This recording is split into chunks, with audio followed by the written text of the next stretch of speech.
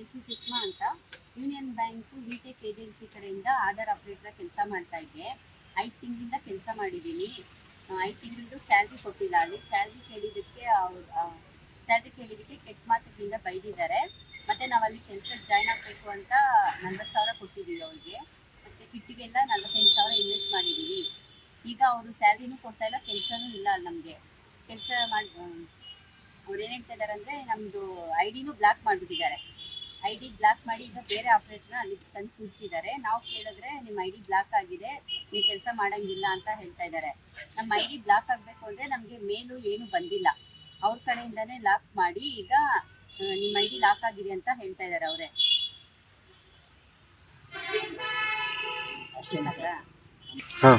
ಈಗ ID lock ಆಗಿದೆ ನಮ್ಮದು. ನಾವು ಅಲ್ಲಿ ಇನ್ವೆಸ್ಟ್ ಮಾಡಿರೋ ದುಡ್ಡು ನಮಗೆ ವಾಪಸ್ ಕೊಡ್ತಾ ಇಲ್ಲ. 5 ತಿಂಗಳದ್ದು ಸ್ಯಾಲ್ರಿನೂ ಕೊಡ್ತಾ ಇಲ್ಲ. ಅವ್ರು ಕೆಲಸ ಕೊಡಿಸ್ತೀವಿ ಅಂದ್ಬಿಟ್ಟು 40,000 ತೊಗೊಂಡಿದ್ದಾರೆ, ಅದನ್ನು ವಾಪಸ್ ಕೊಡಿಸ್ತಾ ಇಲ್ಲ. ಈಗ ಮತ್ತೆ ಕಿಟ್ಟಿದ್ದು 48,000 ಕೊಟ್ಟಿದ್ದೀವಿ. ಈಗ ಅದು ಎರಡೂ ನಮಗೆ ವಾಪಸ್ ಕೊಡ್ತಾನಿಲ್ಲ, ಸ್ಯಾಲ್ರಿನೂ ಕೊಟ್ಟಿಲ್ಲ. ಆ ಕಡೆ ಕೆಲಸನೂ ಈಗ ಮಾಡೋಂಗಿಲ್ಲ ಅಂತ ಸ್ಟಾಪ್ ಮಾಡಿಸಿದ್ದಾರೆ. ಕೆಲಸನೂ ಇಲ್ಲ, ನಾವು ಇನ್ವೆಸ್ಟ್ ಮಾಡಿರೋ ದುಡ್ಡು ನಮಗೆ ವಾಪಸ್ ಬರ್ತಾ ಇಲ್ಲ. ಈಗ ನಮಗೆ ಅನ್ಯಾಯ ಆಗಿದೆ, ನ್ಯಾಯ ಕೊಡಿಸ್ಬೇಕು ಅಂತ ಈ ಸಂಘಟನೆ ಮುಖಾಂತರ ಕೇಳ್ಕೊಳ್ತಾ ಇದ್ದೀವಿ. GR ಆರ್ಥೋಪೆಡಿಕ್ಸ್ ಕೋಲಾರ್ ಮೂಳೆ ಚಿಕಿತ್ಸಾ ಕೇಂದ್ರ. ಅತ್ಯಾಧುನಿಕ ತಂತ್ರಜ್ಞಾನ ಬಳಸಿ ಎಲ್ಲ ಮೂಳೆ ಸಂಬಂಧಿ ಸಮಸ್ಯೆಗಳಿಗೆ ಪರಿಹಾರ.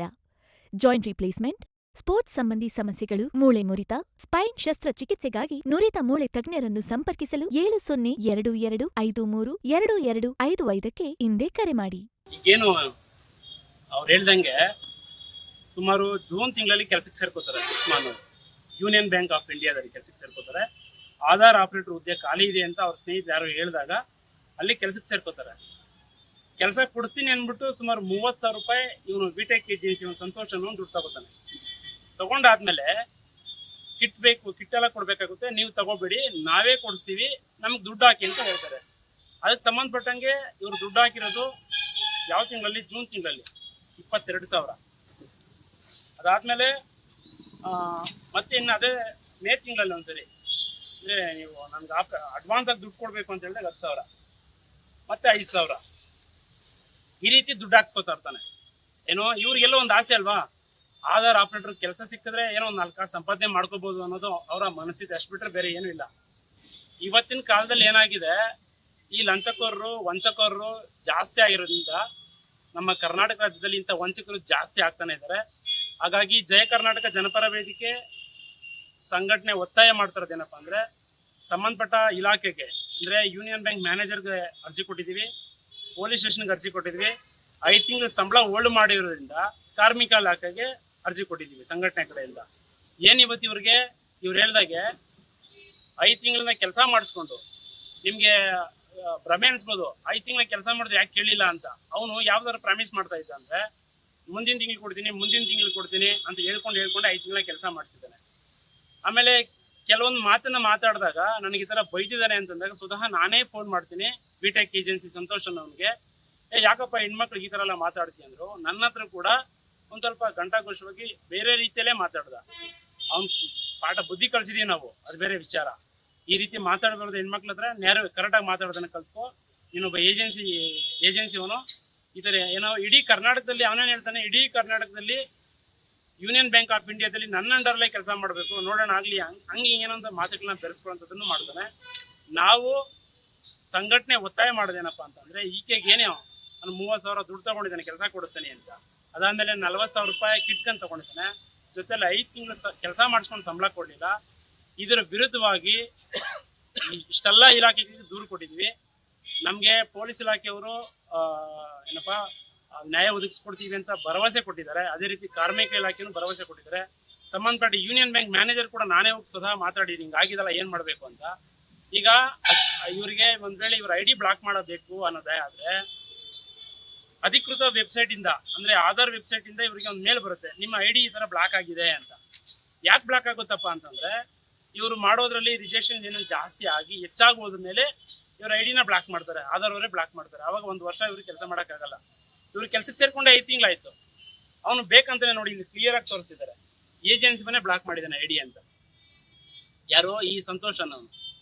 ನಾನು ಸಂಬಂಧಪಟ್ಟ ಆಧಾರ್ ಅವ್ರಿಗೆ ನಮ್ಮ ಸ್ನೇಹಿತರು ಯಾರೋ ಇದ್ದಾರೆ, ಅವ್ರ ಹತ್ರ ಅವ್ರನ್ನ ಸಂಪರ್ಕ ಮಾಡಿ ಮಾತಾಡಿದ್ದೀನಿ. ಹಿಂಗಾಗುತ್ತಾ ಅಂತ. ಅವರು ಯಾವುದೇ ಕಾರಣಕ್ಕೂ ಏಕಾಏಕಿ ಏಜೆನ್ಸಿನ ಬ್ಲಾಕ್ ಮಾಡೋಕ್ಕಾಗಲ್ಲ. ಉದ್ದೇಶಪೂರ್ವಕವಾಗಿ ಅವ್ರಿಗೆ ಕೆಲಸ ತೆಗಿಬೇಕು ಅಂತಾನೆ ಐಡಿನ ಬ್ಲಾಕ್ ಮಾಡಿದ್ದಾನೆ ಅಂತ ಅವ್ರು ನನಗೆ ಸ್ಪಷ್ಟವಾಗಿ ತಿಳಿಸ್ಕೊಟ್ಟಿದ್ದಾರೆ. ಹಂಗಾಗಿ ನಾವು ರಿಕ್ವೆಸ್ಟ್ ಮಾಡ್ಕೊಳ್ಳೋದೇನಪ್ಪ ಅಂತಂದ್ರೆ, ಮಾಲೂರಲ್ಲ ಇಡೀ ಯಾವುದೇ ಭಾಗದಲ್ಲಿ ಆಗ್ಬೋದು, ಈ ರೀತಿ ಅನ್ಯಾಯವಾದಾಗ ಸಂಘಟನೆ ಧ್ವನಿ ಎತ್ತ ಕೆಲಸ ಮಾಡ್ತಾನೆ ಬಂದಿದ್ದೀವಿ.